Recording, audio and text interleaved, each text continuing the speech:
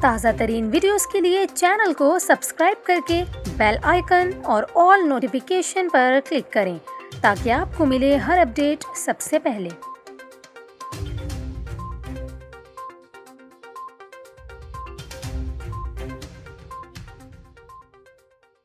السلام علیکم، news 24/7 Urdu service میں خوش آمدید۔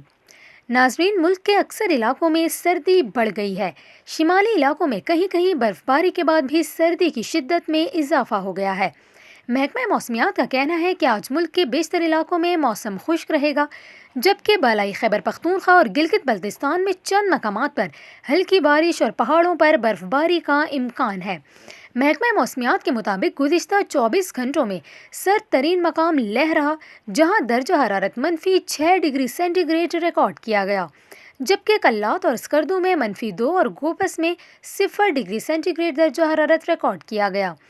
اس کے علاوہ اسلام آباد میں کم سے کم درجہ حرارت 9 ڈگری سینٹی گریڈ رہا، جبکہ کراچی میں 17، لاہور میں 16، پشاور میں 13، کوئٹہ میں 2، مظفر آباد 5، گلگت میں 2، فیصل آباد میں 13، ملتان میں 18 اور حیدرآباد میں 19 ڈگری سینٹی گریڈ ریکارڈ کیا گیا۔